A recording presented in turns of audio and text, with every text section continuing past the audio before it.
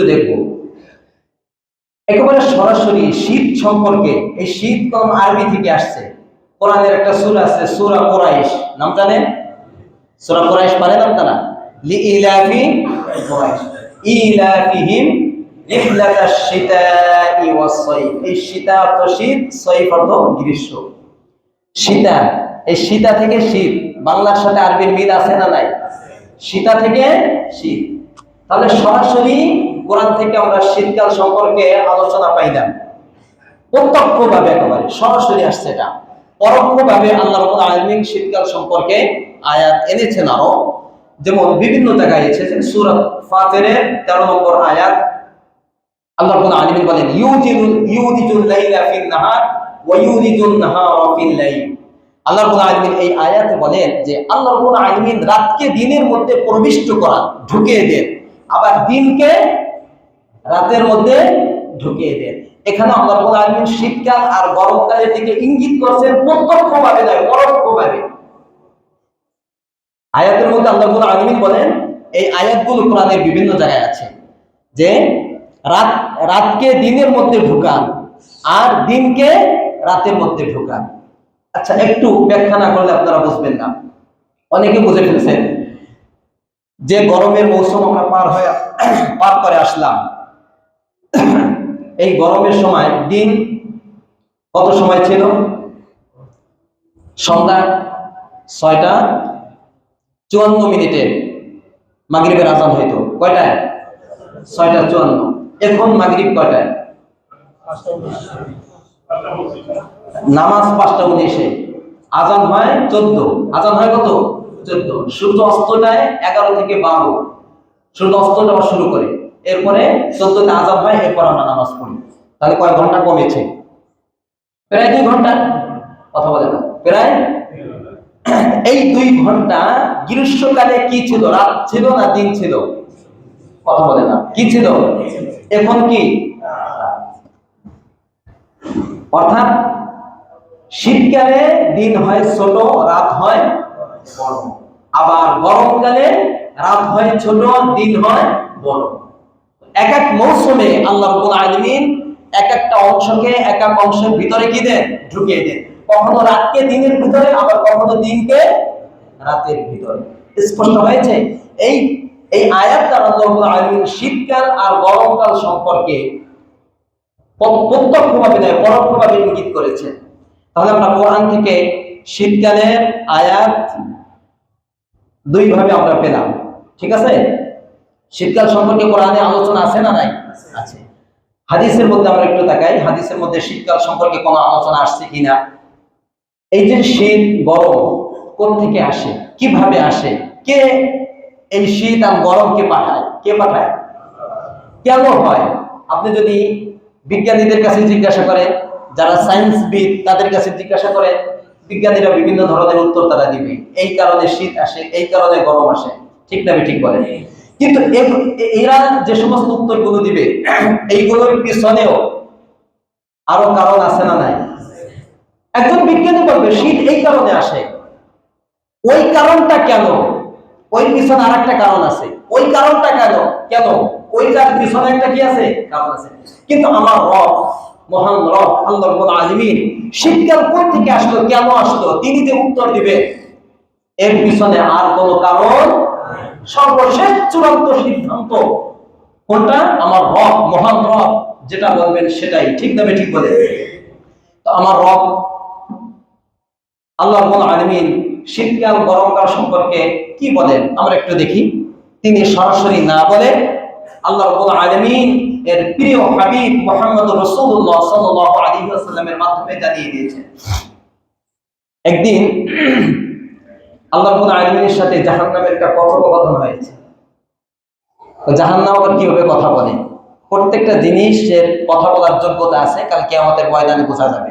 এখন শুধু মানুষ কথা বলে, এটা আপনারা বুঝতে পারেন, কিন্তু প্রত্যেকটা প্রাণী তাদের কথা বলার মতো যোগ্যতা আছে না নাই? কে বুঝে? আল্লাহ বলা। আর কিয়ামতের ময়দানে আপনারা বুঝতে পারবেন। যাই হোক, এখন কি এই হাত কথা বলে? কাল কিয়ামতের ময়দানে বলতে পারবে? জোরে বলেন, পারবে? এই রান কথা বলে? কাল কিয়ামতের ময়দানে বলতে পারবে? বলবে। আমার বিরুদ্ধে সাক্ষী দেবে কাল কিয়ামতের ময়দানে, আপনার বিরুদ্ধে সাক্ষী দেবে। যাই হোক, একদিন জাহান্নামের সাথে আল্লাহ রাব্বুল আলামিনের কথোপকথন হলো। জাহান্নাম অভিযোগ পেশ করলো মহান রবের কাছে, ইস্তাকাতিন নার ইলা রাব্বিহা। জাহান্নাম আল্লাহ রাব্বুল আলামিনের কাছে একটা অভিযোগ পেশ করলেন। কি অভিযোগ?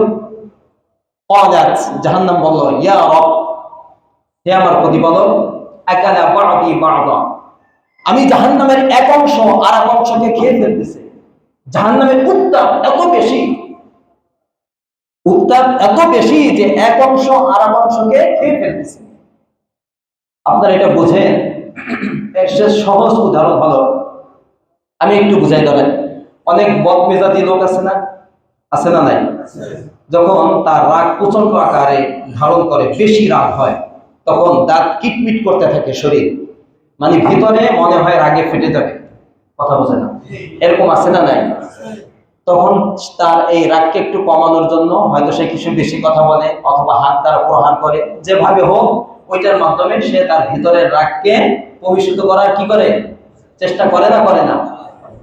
এর চেয়ে আরো সহজ উদাহরণ হলো, আমাদের মা বোন বাসা বাড়িতে যে ভাত রান্না করা হয় পাতিলে, যখন রান্না করা শুরু করে, এরপরে আগুনের তাপ যখন বাড়তে থাকে, যখন বেশি বাড়তে থাকে, এক পর্যায়ে পানি বেশি গরম হয়ে উপরে যে ঢাকনা থাকে, ওই ঢাকনা মনে হয় ভিতরে যে পানি থাকে, পানি উত্তাপ এত বেড়ে যায় যে ঢাকনা উল্টিয়ে ফেলে দেবে, ধাক্কা দিয়ে ফেলে দেবে। এবং মাঝে মাঝে যদি সরিয়ে না দেওয়া হয় তাহলে ধাক্কা দিয়ে ফেলে দেয়। ঠিক না ঠিক বলে? এর কারণ হলো তার তাপ প্রচন্ড আকার ধারণ করেছে, সে ভিতরে এটা রাখতে পারতেছে না। এই জন্য যখন ঢাকনাকে সরিয়ে দেওয়া হয়, সে একটা হাওয়া ছাড়ে, একটা তাপ ছেড়ে দেয়, তখন আস্তে আস্তে ঠান্ডা হয়। এই কথাটা সত্য না মিথ্যা? আল্লাহ রাব্বুল আলামিন এর কাছে জাহান্নাম ঠিক এই অভিযোগটাই করলো। জাহান্নাম বলতেছে, আমার উত্তাপ প্রচন্ডতা, আগুনের প্রচন্ডতা, তাপ এত বেশি বেড়ে গেছে যে এক অংশ মনে হয় আর এক অংশকে খেয়ে ফেলতেছে। এই আগুনের তাপকে একটু কমানো দরকার। আল্লাহ রাব্বুল আলামিন ফাআযিনা লাহা বিনাফাসাই, আল্লাহ রাব্বুল আলামিন জাহান্নামকে দুটি নিঃশ্বাস ছাড়া নির্দেশ দিলেন। নাফাসিন ফিশ শিতা ওয়া নাফাসিন ফিস সাইফ, একটা নিঃশ্বাস ছাড়ে সে শীতকালে, আরেকটা নিঃশ্বাস ছাড়ে সে গরমকালে।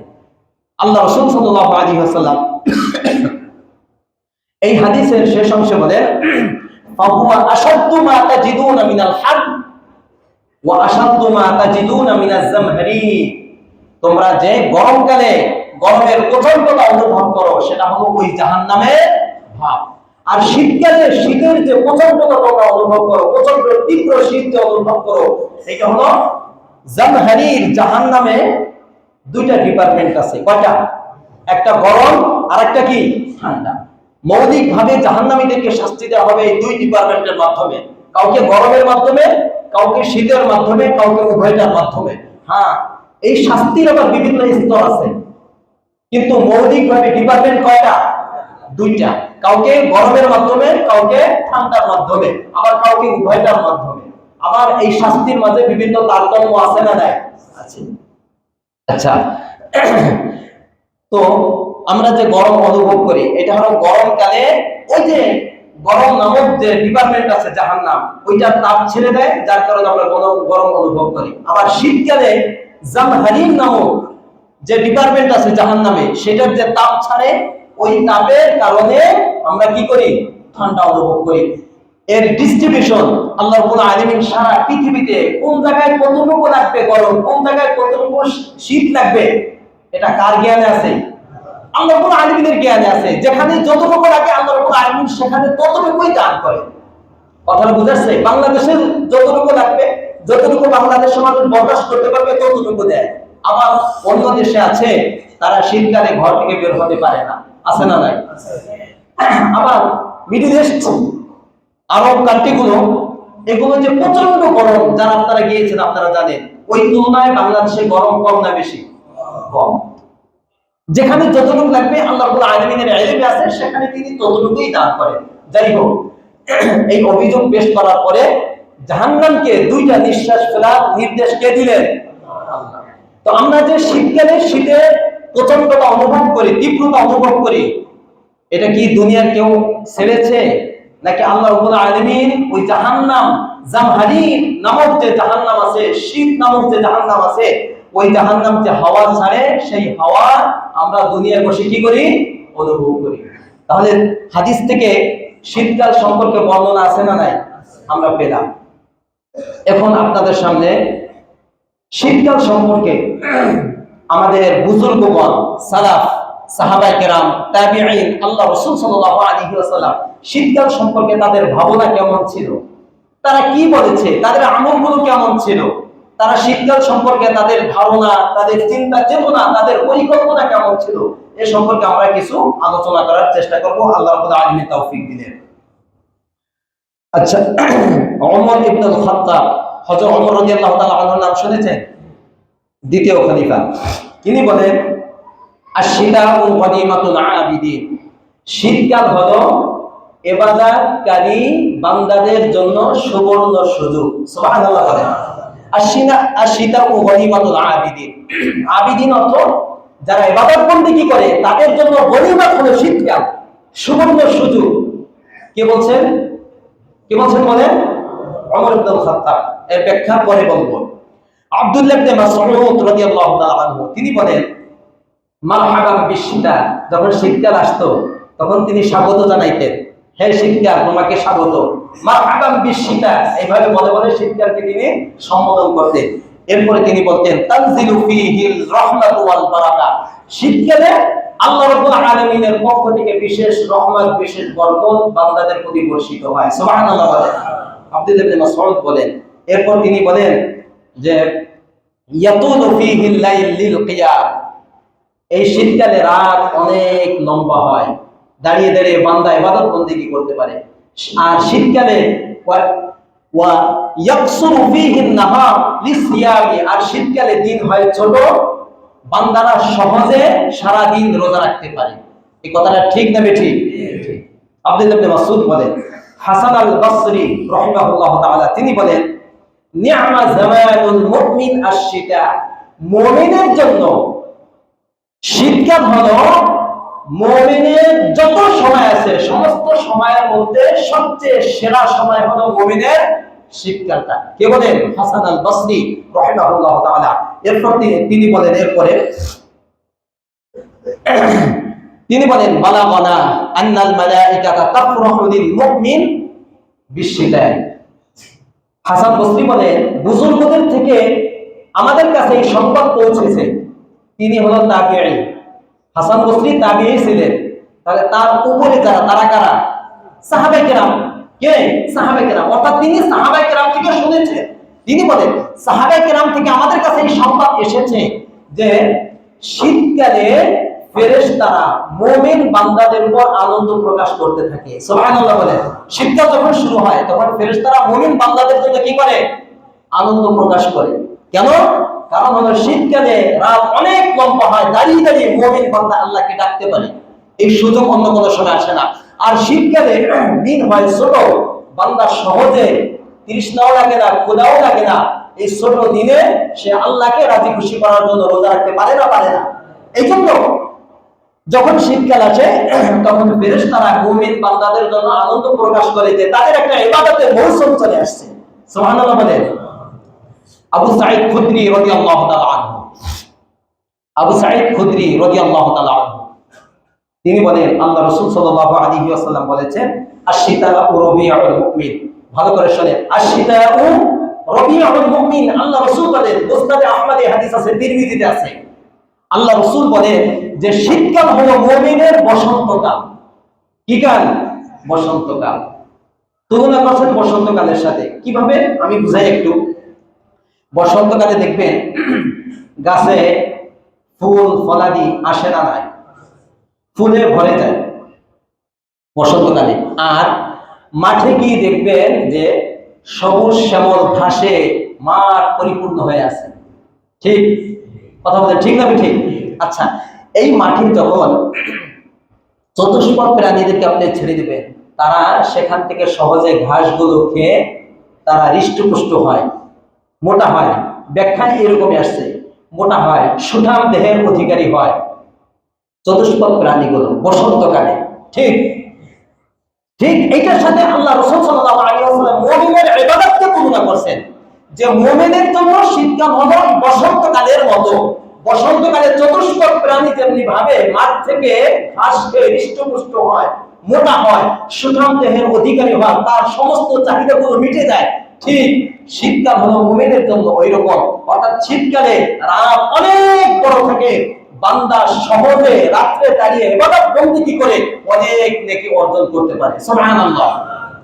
আর শীতকালে দিন থাকে ছোট, তখন বান্দা সহজে তৃষ্ণা মুক্ত, কষ্ট মুক্ত, সারা দিন রোজা রাখতে তার বিন্দু মাত্র কষ্ট হবে না, তখন বেশি বেশি রোজা রেখে আমাকে খুশি করতে পারে, সে জান্নাতের দিকে বেশি অগ্রসর হতে পারে, সুবহানাল্লাহ। এই জন্য বলা হয়েছে, আল্লাহ রাসূল বলেন শীতকাল হলো মুমিনের জন্য কি কাল? বসন্তকাল। এই আর হাদিসের এই ইবারতটা মনে রাখবেন, আশ-শিতাউ রাবিউল মুমিন। আল্লাহ, এই জন্য শীতকাল আসলে আমাদের বুজুর্গগণ যদি রাত্রে ইবাদত বন্দেগী করতে না পারতেন, কখনো ছুটে যেত ইবাদত বন্দেগী, তখন তারা খুব কান্নাকাটি করত। কারণ এই শীতকাল কয় মাস থাকে আপনি বলেন? কয় মাস? 3-4, সব 4 মাস থাকে না, 2 থেকে 3 মাস, 3.5 মাস, 4 মাস সর্বোচ্চ থাকে। আর পুরা বছরের বাকি যে সময়গুলো, এগুলো গরম থেকে বেশি, আর বর্ষাকাল থাকে। এখন ঋতু আমরা জানি বাংলাদেশে 6 ঋতু ছিল, 6 ঋতু আছে? কথা বলেন নাই। ঋতু 3টা অথবা 4টা, শীত, গ্রীষ্ম, বর্ষা, বসন্ত, মোটামুটি 4টা পাওয়া যায়। শরৎ, হেমন্ত এগুলো পাওয়া যায় না এখন। যাই হোক, এই শীতকাল তো বেশি দিন থাকে না। এখন যে অনেক লম্বা রাত, যেমন ধরেন রাত 14 ঘন্টা, কয় ঘন্টা? 14 ঘন্টা। দিন হবে 10 ঘন্টা, এই মোট 24 ঘন্টা। তো গরমকালে তো দিন অনেক বড় থাকে, রাত কি হয়ে যায়? ছোট হয়ে যায়। দিন থাকে 14 ঘন্টা আর রাত হয়ে যায় 10 ঘন্টা। তখন শীতকালে গরমের কোনো প্যারা নাই, ফ্যান লাগে না, কোনো কিছু লাগে না। তো বান্দা যদি ইচ্ছা করে তাহলে সে রাতে দীর্ঘ সময় আল্লাহকে ডাকতে পারে না? পারে না? কথা বলেন, পারে না? পারে না? আবার শীতকালে দিন হয় ছোট, গরমও নেই, তৃষ্ণাও লাগে না, কষ্ট হয় না, খাওয়ার কথা মনেও পড়ে না। সকাল শুরু হয় কোন সময়, সন্ধ্যায় কোনো ঠিকই পায় না। তখন তার জন্য রোজা রাখা সহজ না কষ্ট? এই জন্য মুআয ইবনে জাবাল, কোন কোন বর্ণনা আছে আমের রাদিয়াল্লাহু, আমের একজন বিখ্যাত তাবিঈ, কিন্তু সহিহ বর্ণনা হলো মুআয ইবনে জাবাল রাদিয়াল্লাহু তাআলা আনহু, তার যখন ইন্তেকালের সময় ঘনিয়ে আসলো, তখন তিনি কাঁদতেছেন। মৃত্যুর সময়, মৃত্যু শয্যায় শায়িত তিনি কাঁদতেছেন। পাশের লোক তারা ডেকে বলল, মা ইউবকিকা ইয়া মুআয, কি কারণে আপনি কাঁদেন? হে মুআয, কেন আপনি কাঁদেন? তিনি বললেন, তিনি বললেন, মা আবকি জাযাআন মিনাল মাউত ওয়ালা হিরসান আলা দুনিয়া, আমি দুনিয়ায় থাকার আশায় আর মৃত্যুর ভয়ে আমি মুআয কাঁদতেছি না। মৃত্যুর ভয়ে আমি মুআয কাঁদতেছি না, বা দুনিয়া থেকে আমি চলে যাব, দুনিয়া থাকার আশায় লোভে আমি কাঁদতেছি না, আমি মুআয। কেন কাঁদেন? ওয়ালাকিন্নী আবকি আলা যামাইল হাওয়াজিম ওয়া কিয়ামিশ শিতা, আমি কেন কাঁদি? আমি কাঁদি হলো এই জন্য যে গরমকালে দিন ছোট হয় না বড় হয়? অনেক বড় হয়। আর প্রচন্ড গরমে রোজা রাখাটা আমার কাছে বেশি পছন্দনীয়। কে বলে? মুআয ইবনে জাবাল বলেন যে গরমকালে রোজা রাখাটা আমার কাছে কি বেশি পছন্দনীয়। দিন অনেক বড় হয়, তৃষ্ণা লাগে। তো আল্লাহ রাব্বুল আলামিনের জন্য এই তৃষ্ণা লাগাটা আমার কাছে খুব পছন্দ। সুবহানাল্লাহ বলতেন না? গরমকালে যে আল্লাহর জন্য আমি রোজা রাখি, যে আমার তৃষ্ণা লাগে, পানি খেতে মনে চায়, পানি না খেয়ে আমি আল্লাহকে সন্তুষ্ট করি, দীর্ঘ সময় রোজা রাখি, এইটা আমার কাছে কি পছন্দ। আর শীতকালে রাত হয় অনেক বড়, দাঁড়িয়ে দাঁড়িয়ে ইবাদত বন্দেগী করতে, আল্লাহকে রাজি খুশি করতে আমার খুব মজা লাগে। এই দুইটা নিয়ামত আমার মৃত্যুর মাধ্যমে শেষ হয়ে যাচ্ছে। চিন্তা করছেন তাদের চিন্তা ভাবনা কেমন ছিল, যে আমি তো আমার তো মৃত্যু হয়ে গেলে ওই গরমকালে রোজার যে স্বাদ সেটাও আমি পাবো না, আর শীতকালে রাত্রে দাঁড়িয়ে দাঁড়িয়ে ইবাদত বন্দেগী করার যে স্বাদ এটাও আমি পাবো না। মৃত্যুর মাধ্যমে এই দুইটা নিয়ামত হাতছাড়া হচ্ছে, এই জন্য আমি কান্নাকাটি করি, দুনিয়ায় থাকার লোভে মৃত্যুর ভয়ে আমি ওয়াজ কান্নাকাটি করি না। সুবহানাল্লাহ বলে। চিন্তা করছেন? আমি একটু আজকে দুই একটা কথা আমি বলবো। আমাদের এখানে কারো বয়স প্রায় যারা আছি 40-40-এর কাছাকাছি, কেউ 60-70, যুবক খুব কম আছে। ঠিক না ঠিক বলেন? এই 40 বছর বয়সে আমার কতটা শীতকাল গিয়েছে, আমার কতটা গরমকাল গিয়েছে। অনেক শীতকাল এসেছে, কেউ 30টা 40টা শীতকাল পেয়েছেন। কয়টা শীতকাল এরকম আছে দাঁড়িয়ে দাঁড়িয়ে আপনি রাত্রে ইবাদতবন্দেগী করেছেন, আর কয়টা শীতকাল আছে যে শীতকালের ছোট দিনগুলোতে আপনি আল্লাহকে রাজি খুশি করার জন্য রোজা রেখেছেন। 40 বছর তো শেষ হয়ে গেছে আমার। এই জন্য শেখ সাদি রহিমাহুল্লাহ তাআলা বলেন, চেহেল সালে উমরে আজিজ আজগুদাস মেজাজে তো আসহা লিতিফলি নাকাশ। এক চমৎকার কথা তিনি বলছেন আমাদের উদ্দেশ্য করে, যে আমার তো 40টা বছর, প্রিয় 40টা বছর, মানুষের জীবনের মেইন যে বছরগুলো সেটা হলো প্রথম 40 বছর। ঠিক না ঠিক বলেন? আমার তো প্রিয় যে 40 বছর এটা তো আমার শেষ হয়ে গিয়েছে, শেষ হয়ে গেছে 40টা বছর। এখনো আমার থেকে বাচ্চাদের মতো চলাফেরা করা, এটা এখনো আমার থেকে কি হয় নাই, দূর হয় না। আমি এখনো বাচ্চাদের মতো চলাফেরা করি। বাচ্চাদের যে মেজাজ, একদম শিশুর যে মেজাজ, এই মেজাজ থেকে আমি এখনো ফিরে আসতে পারলাম না। অথচ আমার জীবনে মেইন যে 40টি বছর, প্রিয় যে 40টি বছর, এটা আমার শেষ হয়ে গেছে, আমি তো কিছুই করতে পারলাম না। এই জন্য আল্লাহ রাব্বুল আলামিন সূরা হাদীদের মধ্যে ডাক দিয়ে বলে, আলাম ইয়ানি লিল্লাযিনা আমানু আন তাখশা কুলুবুহুম লিযিকরিল্লাহ। কখন সময় আসবে মুমিনদের আল্লাহর ডাকে ফিরে আসা, আল্লাহর দিকে ফিরে আসা, আল্লাহর স্মরণের দিকে ফিরে আসার সময় আর মুমিনদের কখন আসবে? বলেন বলেন, যারা এখানে আছেন, এখনো যারা উদাসীন অবস্থায় ঘোরে। এক সময় আমি ছোট ছিলাম, আস্তে আস্তে আমার বয়স বেড়েছে, আমি যুবক হয়েছি। আমার এই দাড়িগুলো, চুলগুলো এক সময় কালো ছিল, আস্তে আস্তে পাকা শুরু হয়ে গেছে। এগুলো কি আমার মাথায় আসে না? আমি কোন দিকে ধাবিত হচ্ছি? আমি আমার যত দিন যাচ্ছে আমি মৃত্যু ততটা নিকটে। ঠিক না ঠিক বলেন? আমি তো মনে করি আমার বয়স 60 হবে, 70 হবে, 80 হবে, এরপরে যে আমি মৃত্যুবরণ করবো। কোন থেকে পেয়েছেন? হযরত আবু বকর সিদ্দিক রাদিয়াল্লাহু তাআলা মদিনায় যাওয়ার পর যে কথাটা বলেছিলেন, যে আমার মৃত্যু তো আমার পায়ের সাথে যে জুতাটা লাগানো, জুতার ফিতা পায়ে থেকে পৃথক থাকে না লাগানো থাকে, কথা বলে না? জুতার ফিতা পায়ের সাথে লাগানো থাকে না পৃথক থাকে? তো এই জুতার ফিতা যে পায়ের সাথে লাগানো আছে, এটা যত না কাছে, আমার মৃত্যু তো এর চেয়ে আমার বেশি নিকটে। ঠিক না ঠিক বলে? তো আমি কিভাবে উদাসীন অবস্থায় ঘটতেছি? এখনো কেন রবের ডাকে সাড়া দেওয়ার মতো সুযোগ আমার হয়নি? এখনো কেন দাওয়াত ও তাবলীগের যদি আপনার কাছে যায়, ডাকতে যায়, নামাজের জন্য আসতে বলে, কাস্তের এই তাবলীগের এই বয়ানগুলো বসতে বলে, ইমাম সাহেবরা এখান থেকে বলে যে 5 ওয়াক্ত নামাজ জামাতের সাথে পড়েন, ভালো হয়ে যান, এখনো এই সুযোগটা কেন আসলো না? কেন মহান রবের ডাকে সাড়া দেওয়ার মতো সুযোগ এখনো আমার আসলো না? আপনি কি মনে করতেছেন? আপনি কি মনে করতেছেন আপনি আরো 20 বছর বাঁচবেন? কথা বলেন, আপনি আরো 20 বছর বাঁচবেন? কিসের পিছনে চলতেছে? দুনিয়া পুরাটাই ধোঁকা। ছেলে সন্তান, স্ত্রী, সম্পদ, ব্যবসা, যা কিছু আছে পুরাটার নাম কি? ধোঁকা। আমার পুরা এই হায়াতটার নামই হলো ধোঁকা। ওয়াল হায়াতুদ দুনিয়া ইল্লা মাতাউল গুরুর। বারবার আসছে কোরআনে, পুরাটাই ধোঁকা, পুরাটাই ধোঁকা। এটা এই ধোঁকার পিছনে ক্ষণস্থায়ী জিন্দেগির পিছনে আমি দৌড়াচ্ছি, চিরস্থায়ী আখিরাতের পিছনে দৌড়ানোর তো খবর নাই, কোনো প্রস্তুতির আমার খবর নাই। এই জন্য আব্দুল্লাহ ইবনে মাসউদ ডাক দিয়ে চিৎকার করে করে বলতেন, মা নানিমতু আলা শাইইন নাদানি আলা ইয়াউমিন। এইভাবে তিনি ডাক দিয়ে বলতেন। আব্দুল্লাহ ইবনে মাসউদ বলেন যে ওই দিনের চেয়ে খারাপ একটা দিন আমার যায় না। ওই দিনটা হলো সবচেয়ে আমার আফসোসের দিন।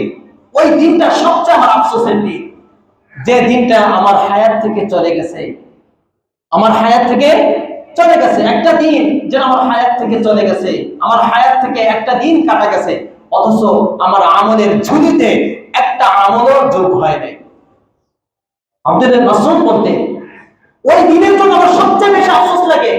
যে দিনের সূর্য অস্তমিত হয়ে গেছে, যে দিনের সূর্য ডুবে গেছে, আমার পুরো জিন্দেগি থেকে একটা দিন সরে গেছে, কিন্তু আমার আমলের ঝুলিতে একটা আমল নতুন করে যোগ হয় নাই, ওই দিনের জন্য আমার সবচেয়ে বেশি আফসোস হয়। এরকম অনেক বান্দা আছে সারা দিন মিলে একটা ভালো কাজ করে না, এরকম আছে না নাই? হাসান আল বসরি রাহিমাহুল্লাহ তাআলা বলতেন, ইয়া ইবনে আদম ইন্নামা আনতা আইয়াম, হে মানুষ তুমি তো কিছু সময়ের সমষ্টি, এই হায়াতটা তো কয়েকটা সময়ের সমষ্টি। ইদা যাহাবা ইয়াউমুন যাহাবা বা'দু, যখন একটা দিন চলে যাবে তোমার ওই হায়াতের সমষ্টি থেকে একটা অংশ কেটে গেল। ঠিক না ঠিক বলেন? আমি কোন দিকে ফিরছি? কাজী ভাই আপনাদেরকে লক্ষ্য করে আমি বলতেছি, এখনো সময় আছে আমাদের, এখন আমার হায়াত আছে। আমি আজকে এখান থেকে প্রতিজ্ঞা করি আমার জীবনের বাকি দিনগুলো আমি আল্লাহ রাব্বুল আলামিনের আনুগত্যের মধ্য দিয়ে আমি কাটাবো। পারবো তো ইনশাআল্লাহ? বলেন আল্লাহ রাব্বুল আলামিন তৌফিক দান করুন। এই সংক্ষিপ্ত আলোচনার পরে শীতকালীন কিছু আমলের কথা আপনাদেরকে বলবো। শীতকালে স্পেশাল কিছু আমল, যেহেতু শীতকাল শুরু হয়ে গেছে, গ্রামগঞ্জে কালকে একটা খবর পেলাম পঞ্চগড়ে এক ব্যক্তির সাক্ষাৎকার নিতেছে সময় টিভি সম্ভবত, সে বলতেছে হাত পা কাঁপানো শীত আমাদের অঞ্চলে শুরু হয়ে গেছে। আর ঢাকার সময় একটু শীত পরে আসে, তাও তো শীত মোটামুটি শুরু হয়েছে না, হয় নাই? এই জন্য আজকে শীতকালীন একটা প্যাকেজ, একটা আমলের একটা প্যাকেজ আপনাদের সামনে আমি পেশ করবো। পুরো শীতকাল আমরা এই অনুযায়ী চলার চেষ্টা করবো ইনশাআল্লাহ। শীতকালে কি কি আমল, শীতকালীন সম্পর্কে আল্লাহ রাসূল কি বলেছেন, কি কি আমলের কথা বলেছেন, এটা আমরা শুনবো। এক নম্বর, শীতকাল যখন আসে তখন প্রত্যেকটা মুমিন বান্দার জন্য শুকরিয়া আদায় করা উচিত। কি বলেন? জোরে বলেন। শুকরিয়া। কেন শুকরিয়া আদায় করবেন? কারণ এই শীতকালটা অনেকের কাছে প্রিয়। কথা বলে না? এই শীতকাল প্রায় মানুষের কাছে প্রিয়। সবাই আশা করে যে শীতকালটা তাড়াতাড়ি আসুক, শীতকালটা আমার কাছে ভালো লাগে। ঠিক না ঠিক? তো যে জিনিসটা আপনার কাছে ভালো লাগে এটা কে দিয়েছে? সেই রবের নিয়ামত আদায়, শুকরিয়া আদায় করার দরকার আছে না নাই? এই জন্য বেশি বেশি শুকরিয়া আদায় করার সাথে সাথে যে আমি যেহেতু রাত অনেক বড় হয়, দিন ছোট হয়, কাজে দিনের বেলা রোজা রাখা, রাত্রে ইবাদত বন্দেগী করার মতো সুযোগ এই শীতকালের মাধ্যমে কে দিয়েছেন? আল্লাহ দিয়েছেন। এই জন্য তার বেশি বেশি শুকরিয়া আদায় করা। কথাটা বলছেন আরো শুকরিয়া আদায় করা। এই জন্য প্রথমত সবাই বলেন আলহামদুলিল্লাহ। দুই নম্বর শীতকালীন যে আমল, সেটা হলো জাহান্নাম থেকে বেশি বেশি পানা চাওয়া। কি চাওয়া? জাহান্নাম থেকে বেশি বেশি পানা চাওয়া। যে হাদিসটা আমি আগে শুনিয়েছি যে এই শীত যেটা আসতেছে এটা কি আমাদের আরামের জন্য আল্লাহ রাব্বুল আলামিন দিয়েছেন, নাকি শীতকালীন শীত নামক যে জাহান্নাম আছে এই জাহান্নামের একটা তাপ? যারা বলেন এই যে শীত ছড়িয়েছে সারা বিশ্বে, এই শীতটা কি? যারা বলেন কি এটা? এখান থেকে আমাদেরকে চিন্তা ফিকির করতে হবে, ভাবতে হবে যে এই শীতটা কোথা থেকে আসলো। ঠিক গরমের সময় একই কথা, এই শীতটা কেউ পাঠায় নাই, আমাদের আরামের জন্য পাঠায় নাই, বরঞ্চ এই শীতটা তো অনেকের জন্য কষ্টের কারণ। কথা বলে না? কষ্টের কারণ না, কারণ না। এই শীতকালে মানুষ মারা যাওয়ার মতো সংবাদ আসে না, আসে না? কাজে এই শীত হলো জাহান্নামের একটা ভাব। এখান থেকে আমাদেরকে এই সবক নিতে হবে যে এই জাহান্নামের সামান্য ভাব শীত, অনেক দেশে তো ঘর থেকে বের হওয়া যায় না। কথা বলেন। আমাদের প্রত্যন্ত অঞ্চল উত্তরবঙ্গ যে সমস্ত জায়গাগুলো আছে সেগুলো, সেখানে যে সমস্ত মানুষরা বসবাস করে তাদের শীতে কষ্ট হয় না, হয় না? তারা শীতে ঘর থেকে বের হতে পারে না, অনেক কষ্ট হয়। এখান থেকে আমাদের শিক্ষা নেওয়া দরকার যে সামান্য জাহান্নামে যে শীত, ওই শীতের একটা ভাব, একটা হাওয়া ছেড়েছে, এই হাওয়ায় যদি এই অবস্থা হয় তাহলে জাহান্নামের যে শীত আছে, জামহারির নামক যে জাহান্নামটা আছে, সেখানে ঠান্ডা অবস্থা শীতের প্রচন্ডতা কি পরিমাণ হতে পারে? কথা বলেন, কি পরিমাণ হতে পারে? এখান থেকে শিক্ষা নিয়ে সেই জাহান্নাম থেকে আল্লাহর কাছে কি যাবে? পানা যাবে। আল্লাহ ওই জামহারির নামক জাহান্নাম, ওই হার নামক জাহান্নাম, গরম নামক জাহান্নাম থেকে তোমার কাছে পানা চাই। বেশি বেশি আল্লাহুম্মা আজিরনি মিনান নার। সবাই বলেন আল্লাহুম্মা আজিরনি মিনান নার। বেশি বেশি এটা পড়া, এই সময় বেশি বেশি পড়া। হাদিসের মধ্যে এসেছে যে ব্যক্তি তিনবার আল্লাহুম্মা আজিরনি মিনান নার বলবে, তখন জাহান্নাম ওই ব্যক্তির জন্য আল্লাহর কাছে সুপারিশ করে, আল্লাহ ওই ব্যক্তি তোমার কাছে জাহান্নাম থেকে মুক্তি কামনা করতেছে, তুমি তাকে জাহান্নাম থেকে মুক্তি দিয়ে দাও। তখন জাহান্নামের ওই আবেদন, ওই সুপারিশ আল্লাহ রাব্বুল আলামিন কবুল করে ওই ব্যক্তিকে জাহান্নাম থেকে মুক্তির ব্যবস্থা করে দেয়। সুবহানাল্লাহ। এই জন্য জাহান্নাম থেকে বেশি বেশি মুক্তি চাবো তো। কি বলবেন? আল্লাহুম্মা আজিরনি মিনান নার, অথবা আল্লাহুম্মা আজিরনা, বহু বছর আমাদের সকলকে তুমি জাহান্নাম থেকে মুক্তির ব্যবস্থা করো। 3 নম্বর আমল হলো বেশি বেশি রোজা রাখা। পারবো? জোরে ইনশাআল্লাহ। আওয়াজ কম। বেশি বেশি কি রাখা? রোজা রাখা। দিন এখন ছোট ছোট না বড়? ছোট। আচ্ছা, গরম গরম নাই, শীতকাল, পানির তৃষ্ণা লাগে না, খাবারের কোনো চাহিদা তেমন লাগে না, কাজে রোজা রাখার একটা মৌসুম আমাদের হাতে চলে এসেছে। এটাকে হাতছাড়া করা যাবে না। একজন মুমিন কখনো এটাকে হাতছাড়া করতে পারে না। এই জন্য আপনাদেরকে আমি বলবো, সবসময় বলি যে সাপ্তাহিক যে 2টা রোজা আছে, সোমবার বৃহস্পতিবার, সাপ্তাহিক রোজা, এই 2টা আজকে থেকে নিয়ত করেন। এটা তো শুধু শীতকালীন আমল না রোজা রাখাটা, বরঞ্চ সারা বছর সাপ্তাহিক রোজা আলহামদুলিল্লাহ অনেক বান্দা রাখে, আমি বুঝতে পারি। আবার মাসিক 3টা রোজা, চন্দ্র মাসের, আরবি মাসের 13, 14, 15, এই রোজাগুলো আজকে থেকে, মানে এই সপ্তাহ থেকে নিয়ত করেন ইনশাআল্লাহ আমি শীতকাল থেকে শুরু করলাম, অভ্যাস করলাম, সারা বছর আমি ছাড়বো না ইনশাআল্লাহ। বলেন সাথে সাথে এটা তো আপনি রাখবেন, এটা তো সারা বছরের আমল। সাথে সাথে শীতকালে আল্লাহ রাসূল সাল্লাল্লাহু আলাইহি ওয়াসাল্লাম রোজার কথা বলেছেন। আল্লাহ রাসূল সাল্লাল্লাহু আলাইহি ওয়াসাল্লামের সাহাবী, বিশিষ্ট সাহাবী, আচ্ছা, আমির ইবনে মাসউদ রাদিয়াল্লাহু তাআলা আনহু, তিনি বলেন, قال رسول الله صلى الله عليه وسلم الصوم في الشتاء الغنيمة الباردة, শীতকালের রোজা হলো শীতল গনিমত। শীতল গনিমত হলো সুবর্ণ সুযোগ, মানে কষ্ট ছাড়া অর্জন করা যায়, কষ্ট ছাড়া যে নিয়ামত অর্জন করা যায় তাকে বলা হয় আল গনিমাতুল বারিদা। তো শীতকালের রোজাটা হলো ওই শীতল গনিমতের মতো, অর্থাৎ শীতল গনিমত যেমনি ভাবে কষ্ট ছাড়া অর্জিত হয়, ঠিক শীতকালের রোজাটাও কষ্ট ছাড়া রাখা যায় না, যায় না। এই জন্য রাখবো তো, বিশেষ করে কমপক্ষে একটা, আমি তো বলবো কমপক্ষে 1 মাস, পুরা শীতকালের হিসাব করে 1 মাস আপনি এই জন্য রোজা রাখবেন, বা পুরা শীত এই জন্য রোজা রাখবেন যে আল্লাহ রাসূল শীতকালে রোজা রাখতে বলছেন। সাপ্তাহিক রোজা ওটা তো সাপ্তাহিক, মাসিক রোজা মাসিক, কিন্তু শীতকালে স্পেশাল যে আল্লাহ রাসূল রোজা রাখতে বলছেন, এই নিয়তে রাখবেন। এই মৃত সুন্নাত, এই সুন্নাত নাই আমাদের ভিতরে, কথা বলেন। এবং কেউ আছেন যে শীতকালকে উপলক্ষ করে রোজা রাখছেন, কোন বান্দা আছে এখানে? নাই। দেখছেন একজনও পাওয়া যাচ্ছে না, একজনও নাই। কাজেই যে শীতকালে আল্লাহ রাসূল রোজা রাখতে বলছেন, এই জন্য আমি রোজা রাখতেছি, এইরকম কিছু রোজা রাখতে পারবো তো? এটা সোমবার, বৃহস্পতিবার, ওই আইয়ামে বীজ বাদ দিয়ে যে কোনো দিন রোজা রাখবে পারবো ইনশাআল্লাহ। বলেন। এবং নিজে রাখবো, পরিবারকে রাখানোর কি করবো? চেষ্টা করবো। আল্লাহ রাব্বুল আলামিন তৌফিক দান করুন। সাথে সাথে আমাদের যদি কাজা রোজা থাকে তাহলে দিন ছোট রাখার সুযোগ আছে। মহিলাদের যদি রমাদানের কাজা রোজা থাকে তাহলে দিন ছোট রাখার মতো সুযোগ আছে না নাই? এই জন্য তাদেরকেও বলবো যে কাজা রোজা, সাপ্তাহিক রোজা, মাসিক রোজা, আর স্পেশাল শীতকে উপলক্ষ করে কিছু রোজা আমরা রাখবো। আল্লাহ রাব্বুল আলামিন আমাদের সকলকে তৌফিক দান করুন। যদি আমরা এই সুন্নাতটা জিন্দা করতে পারি, এই সুন্নাতটা যদি নিজে আমল করতে পারি, আরেকজনকে আমল করাতে পারি, তাহলে আল্লাহ রাসূল ওই ব্যক্তির জন্য একটা সুসংবাদ দিয়েছেন, মান আহয়া সুন্নাতাম মিন সুন্নতি ক্বাদ উমিতা বাদি।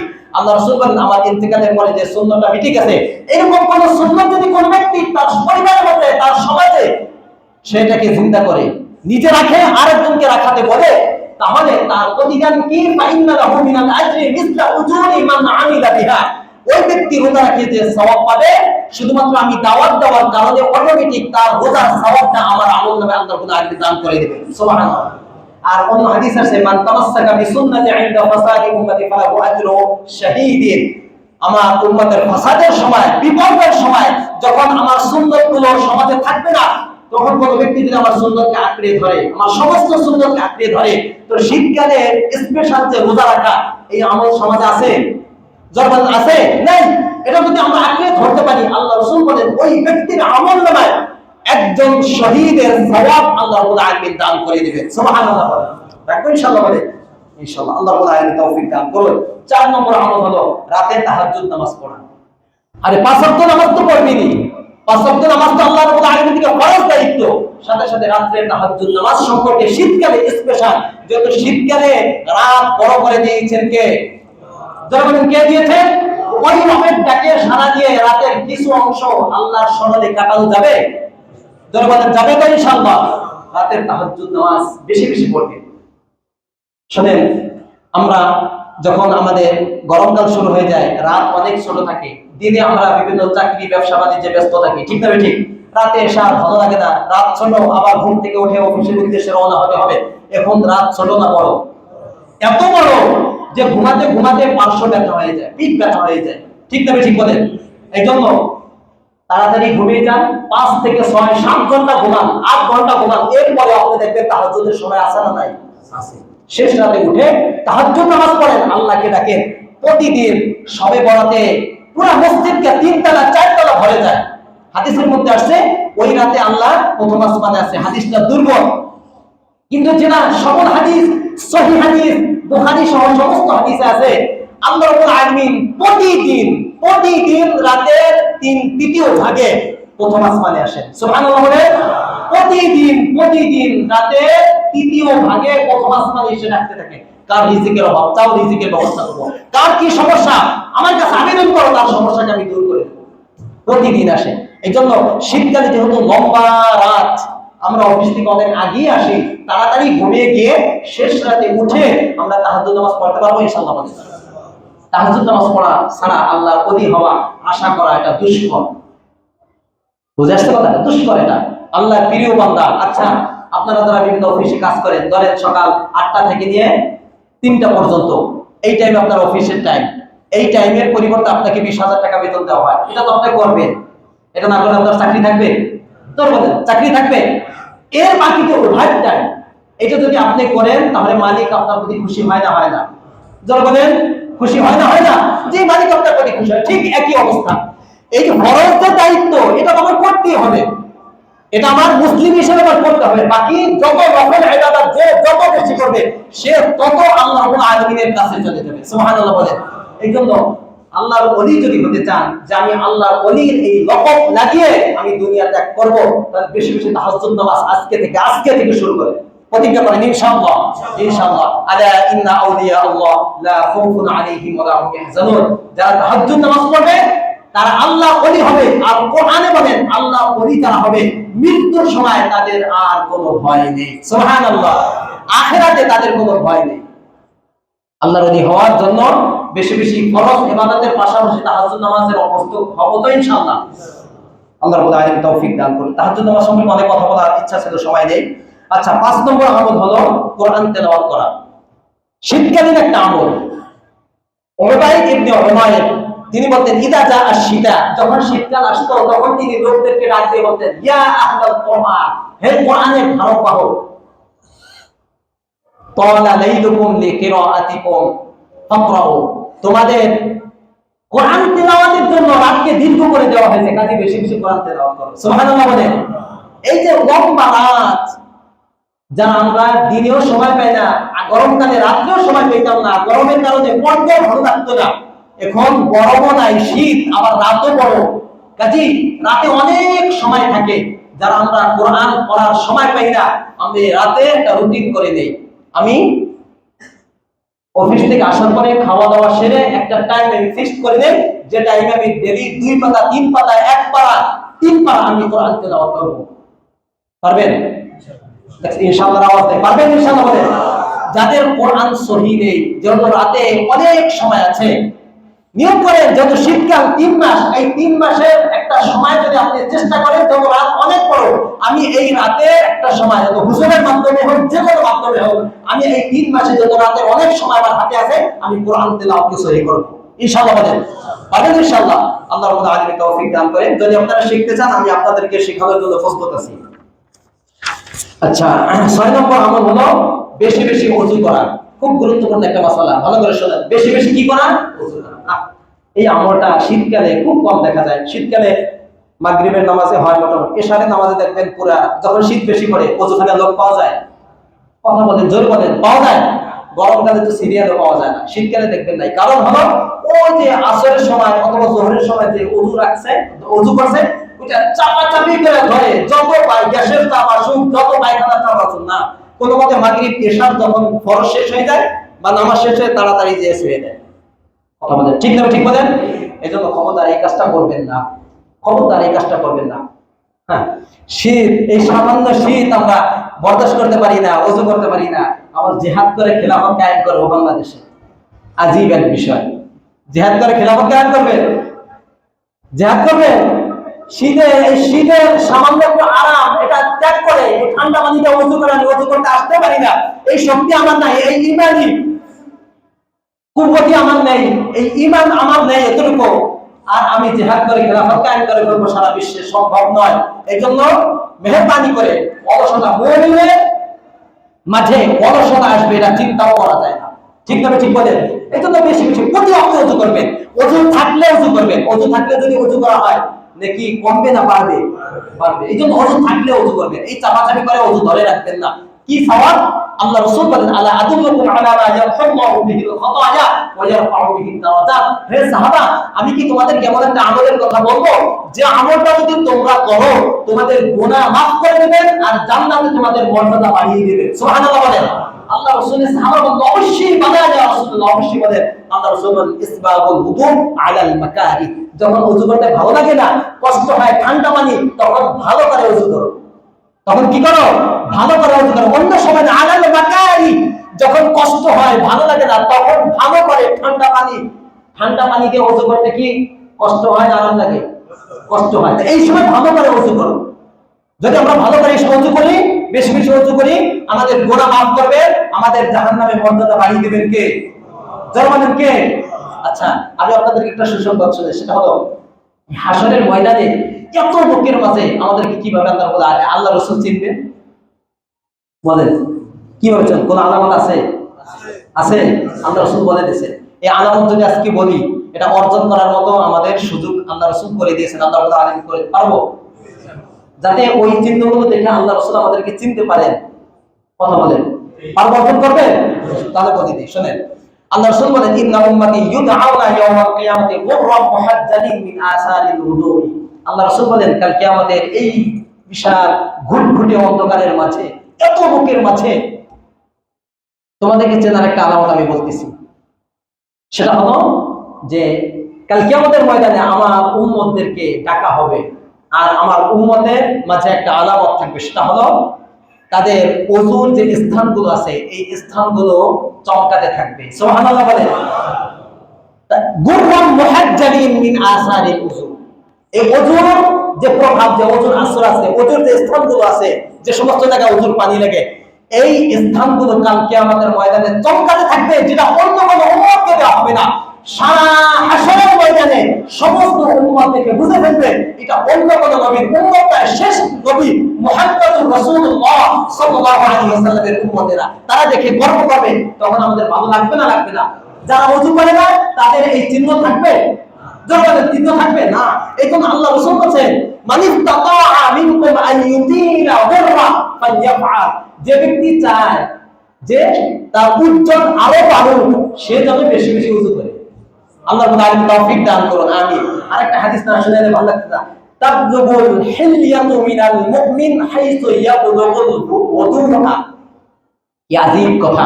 কাল কিয়ামতের ময়দানে যারা জান্নাতে যাবে, জান্নাতীদেরকে বিভিন্ন ধরনের অলংকার পোশাক পরানো হবে না? হবে না? আল্লাহ রাসূল বলেন, যার ওযুর পানি যে পরিমাণ, যে স্থান পর্যন্ত পৌঁছেছে, তার জান্নাতের অলংকারগুলো ওই পর্যন্ত তাকে পরিয়ে দেওয়া হবে। সুবহানাল্লাহ, সহিহ হাদিস। করব বেশি বেশি এসব, আল্লাহ তাআলা আমাদের তৌফিক দান করুন। 7 নম্বর আমল, সময় শেষে। 7 নম্বর আমল হলো ফরজ গোসল। ফরজ গোসল চেনেন? ফরজ গোসলে অবহেলা করে সবাই, ফরজ গোসলে অবহেলা করে। ফরজ গোসল তাড়াহুড়ো করে, শীত লাগে, কোনো মতে পানি ফেলে চলে আসে, যদি হালকা পরিমাণ শুষ্ক থাকে তার গোসল হবে, নামাজ হবে না, কিচ্ছু হবে না। এই জন্য ফরজ গোসল খুব সতর্কতার সাথে করবো আমরা। 8 নম্বর, মুজার উপর মাসেহ করা। মুজার উপর মাসেহ করা, এটা কি গরমকালে সম্ভব হয়? গরমকালে কেউ মুজা করে? কখন করে? শীতকালে। এই সুন্নাতটা আমাদের ভিতরে নাই। আল্লাহ রাসূল মুজার উপর মাসেহ করতেন, সাহাবায়ে কেরাম করতেন। 70 জন বদরি সাহাবা থেকে প্রমাণিত মুজার উপর মাসেহ করা বৈধ। আর আহলুস সুন্নাহ ওয়াল জামাতের একটা আকীদা হলো মুজার উপর মাসেহ করা এটা শরীয়তের একটা বিধান, এটা বিশ্বাস করা।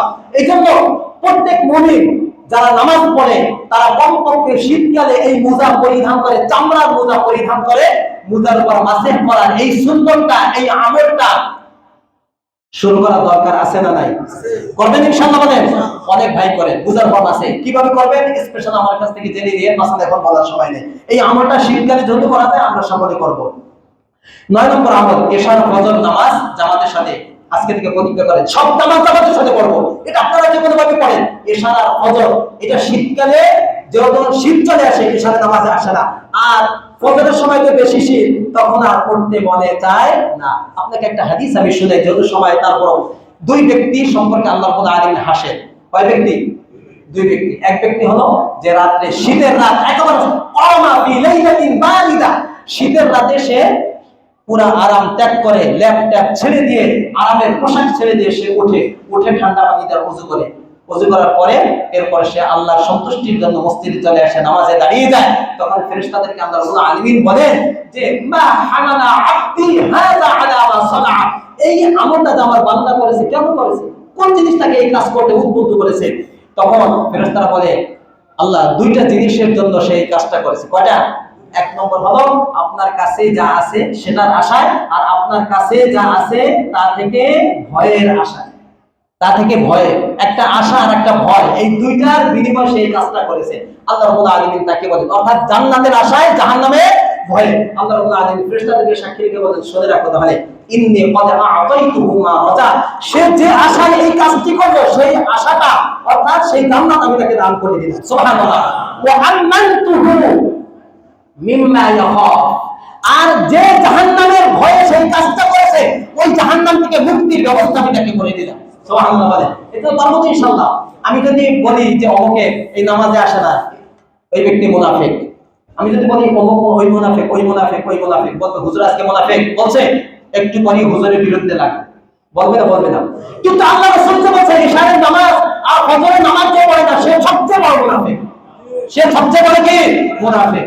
তিন অক্টে পড়ে, বাকি দুই একটু পড়ে, অনেকে তো পড়ে না, জামাতে আসে না, সবচেয়ে বড় মুনাফিক। এগুলো ফজরের নামাজ, ইশারের নামাজ সহ সমস্ত জামাতের সাথে পড়বো তো ইনশাআল্লাহ। 10 নম্বর আমল শীতার্ত ব্যক্তিদের, শীতার্ত যারা শীতে বিভিন্ন জায়গায় কাটায়, তাদের পাশে দাঁড়াবো ইনশাআল্লাহ। বলেন যে যেভাবে পারেন, যে যেভাবে পারেন তাদের পাশে দাঁড়াবে।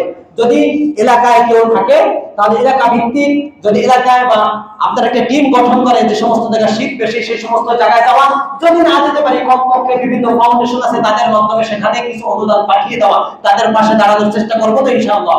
অনেক কথা বলার ছিল কিন্তু সময় নেই। 11 নম্বর আমল, সাধ্য অনুযায়ী নিজের ত্বকের, নিজের শরীরের যত্ন নেওয়া। এটা হাদিসে আসছে। নিজের শরীরের হক আছে না নাই? শরীরে মুস্কো মুস্কো হয়ে রয়েছে, এলোমেলো দেখায়, এটা দেখতে ভালো লাগে না খারাপ লাগে? মুমিন তো সবসময় স্মার্ট থাকবে, ঠিক না? ঠিক বলে, এই জন্য নিজের শরীরের যত্ন নেওয়া, এটাও শরীয়তের বিধান। 11 নম্বর। 12 নম্বর হলো আউয়াল ওয়াক্তে নামাজ পড়া। মহিলাদেরকে ভালো করে বলেন ওয়াক্ত আসার সাথে সাথে যেন তারা নামাজ পড়ে, আর শীতকালে যোহরের নামাজ আউয়াল ওয়াক্তে পড়া, এটা হলো মুস্তাহাব। আল্লাহ রাব্বুল আলামিন এই 12টা আমল শীতকালীন আমাদের সম্পর্কে করার তৌফিক দান করুন। একটু সময় নিতে হবে, না কিছু করার নাই। কিছু মাসআলা আছে, জরুরি মাসআলা শোনেন সকলের জন্য। 1 নম্বর, এই যে শীতকালে বায়ু অথবা পায়খানা চেপে রেখে যে নামাজ পড়ি, এই নামাজের বিধান কি? বলেন মাকরুহে তাহরিমি। ভালো করে বুঝেন, মাকরুহে তাহরিমি। কাজেই খবরদার এই কাজটা কেউ করবেন না। বায়ু চেপে রেখে, পায়খানা প্রস্রাব চেপে রেখে এরপরে নামাজ পড়া, নামাজের পরে যে ছেড়ে দেওয়া, বুঝেন নাই? কষ্ট হবে। এই জন্য এটা চেপে রেখে যদি নামাজ পড়ে, নামাজ মাকরুহ দামে হাদিসে স্পষ্ট এসেছে। মাসালা 1 নম্বর মাসালা। 2 নম্বর মাসালা, ওযু ভালো করে ঘষে মেজে ওযু করতে হবে। শীতের সময় হাত পা শুষ্ক থাকে না? থাকে না? এখানে ভাঁজ আছে, বিভিন্ন জায়গায় ভাঁজ আছে, এগুলো ভালো করে ঘষে মেশে ধোয়া। যদি কোথায় শুষ্ক থাকে, পানি না ঢোকে, তাহলে তার কি হবে না? ওযু হবে না। এই যে শীতকালে আমলটা বেশি করবেন, বিশেষ করে পায়ের গোড়ালি। বিশেষ করে কি? পায়ের গোড়ালি। পায়ের গোড়ায় এখানে ভাঁজ আছে না নাই? পিছনে একদিন হাদিস বলতে গেলে সময় লাগবে, যাও। আল্লাহ রাসূল ওই জুলিল আকাফ মিনাল্লাহ, তোমরা তোমাদের গোড়ালিকে, পাকে জাহান্নামের আগুন থেকে বাঁচাও, অর্থাৎ ভালো করে পা ধুয়ে ওযু করো, না হলে ওই অংশ জাহান্নামে যাবে। পায়ের এক অংশ জাহান্নামে যাবে আর বাকি অংশ জান্নাতে যাবে না? কথা বলেন। এজন্য পা ভালো করে ধোয়া। 2 নম্বর মাসালা। 3 নম্বর মাসালা হলো ঠান্ডা যদি বেশি হয় অথবা কেউ অসুস্থ হয় শীতকালে, সে নামাজ পড়ে কেন? আমি ওযু করতে পারি না, নামাজ পড়বো না। নামাজ কোনোভাবেই মাফ নেই, ঠিক না? ঠিক বলেন। যদি আপনি পানি ব্যবহার করতে না পারেন, অসুস্থতার কারণে, ঠান্ডার কারণে আপনার রোগ বেড়ে যাবে অথবা আপনি অসুস্থ হয়ে যাবেন, তাহলে গরম পানি দিয়ে ওযু করেন। যদি সেটাও ব্যবহার করতে না পারে, তাহলে বিকল্প তায়াম্মুমের ব্যবস্থা আছে না নাই? তায়াম্মুম করা যাবে, সেই মাসালা আমার কাছ থেকে জেনে নেবেন। 4 নম্বর মাসালা, মুজা, সুতার মুজায় মাসে করা যাবে না। সুতার মোজা যেগুলো আছে, একমাত্র চামড়ার মোজা মাসে করতে পারবেন। সুতা জাতীয়, নাইলন জাতীয় যে মোজা, সেগুলো মাসে করতে পারবেন না। আচ্ছা, 5 নম্বর মাসালা হলো শীতকালে আমরা দেখি চাদর টাদর পেঁচাইয়া একেবারে দেখবেন গ্রামে কিছু আছে নাক মুখ এইভাবে চোখটুকু খালি চোখটা এভাবে খোলা থাকে, পুরাটা ঢেকে আবার কি করে নামাজ পড়ে, আছে না নাই? নামাজের মধ্যে মুখ খোলা রাখতে হবে। এই জন্য মাস্ক পরে নামাজ পড়াও মাত্র জরুরতের খাতিরে ফতোয়া দেওয়া হয়েছে, হাদিসের মধ্যে স্পষ্ট করছে। এই জন্য যত শীত হোক নামাজের সময় মুখ আর চোখ নাক মুখ এগুলো কি রাখতে হবে, চোখ মাথা কোনো সমস্যা নেই, শুধুমাত্র নাক মুখ এগুলো কি রাখতে হবে, খোলা রাখতে হবে, নাহলে নামাজ মাকরুহ হবে। আচ্ছা, আরেকটা মাসালা হলো নামাজের সময় কি করে যে ওই আমাদের চাদর আছে, চাদর এমন ভাবে পেঁচানোর কারণে যখন আল্লাহ আকবার বলে তখন হাত উপর দিয়ে উঠায় না, বলে নিচ দিয়ে কোন মত আল্লাহ আকবার বলে, এরকম করে না? এটা নামাজে মাকরুহ। এটা যদি নামাজ হয়ে যাবে এটা মাকরুহ। বরং হাত বের করে এরপরে কান পর্যন্ত কি উঠাবে, হাত ভিতর দিয়ে হাত উঠানো, এই আমল কেউ করবেন না। কথাটা বুঝে আসছে? আচ্ছা, এরপরে অনেক দিন পর্যন্ত অনেক কাছে গোসল করে না, তার কারণে শরীর বন্ধ হয়ে যায়। যদি শরীর বন্ধ হয়ে যায় আর একজন বান্দা কষ্ট পায় তাহলে মাকরুহ হবে। এই জন্য এই কাজ বেশি বেশি করবেন না। এখন মসজিদ সংক্রান্ত কিছু মাসআলা, মসজিদে আঙ্গুল ফোটানো, শীতকালে ফ্যান বন্ধ থাকে, অনেকে আঙ্গুল ফোটায়, এই আওয়াজ হয় না? নামাজের মধ্যে যদি আঙ্গুল ফোটা লাভ করে তাহলে, কিন্তু মসজিদের ভিতরে আপনি বসে আছেন আঙ্গুল ফোটান, এটাও মাকরুহ। মসজিদের ভিতরে এই কাজ করা যাবে না, বিশেষ করে এই কাজ করবে না। মসজিদে যেহেতু আওয়াজ কম, ফ্যান চলে না, জোরে কথাবার্তা বলা এবং জোরে কাশি দেওয়া, যে কাশির কারণে একজন কাশি দিলে সকলে কাশি দেওয়া শুরু করে দেয়, ঠিক না? ঠিক বলেন? এই কাজ কেউ শীতকালে করবেন না। যদি বিনা ওজনে কাশি দেন নামাজ শেষ। খুব জরুরি মাসালা, মোবাইল ফোনের ব্যবহার, মোবাইল ফোন সতর্কতার সাথে ব্যবহার করবেন। মসজিদে ঢোকার আগে সাইলেন্ট করে রাখবেন, পাবেন তো ইনশাআল্লাহ? বলেন। আচ্ছা, ফ্যান চালানো, এই যে ফ্যান চালানো দেখে দ্বন্দ্ব বাঁধে, যেহেতু শীত চলে আসছে ফ্যান চালানোর দরকার আছে, এই জন্য ফ্যান চালাবেন না কেউ। আপনার একার কারণে 10 জনের কষ্ট হবে, কিন্তু ফ্যান দিয়ে খুব সতর্ক। আর ছোট বাচ্চা যারা আছে তাদের ক্ষেত্রে বলবো, যারা এরকম বাচ্চা যে মসজিদে আসলে পায়খানা প্রস্রাব করে দেওয়ার সম্ভাবনা আছে, এরকম বাচ্চা মসজিদে আনা নিষেধ।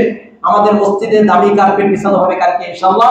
এই কার্পেটে গত বছর পায়খানা করছে, প্রস্রাব করছে, এই কার্পেট গুলো কিভাবে ধোবে, কে ধোবে? ইমাম মুয়াজ্জিন খাদেমেরা ধোবে। ধরবেন আপনার বাচ্চা পায়খানা করে যায় আর এরা ধুইতে হয়, আর এই কাপড় তো ধোয়া যায় না, যদি এখানে ময়লা থাকে আর নামাজ না হয় কিভাবে বলে? এই দায় কে নেবে আপনার? এই জন্য মেহরবানি করে বলবো, কার্পেট থাকুক না থাকুক, এমন বাচ্চা যে একেবারে ছোট প্রস্রাব পায়খানা করে দেওয়ার মতো সম্ভাবনা আছে, এই সমস্ত বাচ্চাদেরকে মসজিদে আনবেন না। মানবেন তো ইনশাআল্লাহ? আল্লাহ রাব্বুল আলামিন আজকের এই আমলগুলো আমাদের সকলকে পুরো শীতকালীন পুরো জীবনের জন্য আমাদের আমলে আনার তৌফিক দান করুন। মেহরবানি করে, একটু সময় বেশি হয়েছে, শীতকালীন একটা মেসেজ দেওয়া হইল। আল্লাহ রাব্বুল আলামিন সকলকে আমল করার তৌফিক দান করুন। ওয়া আখিরু দাওয়ানা।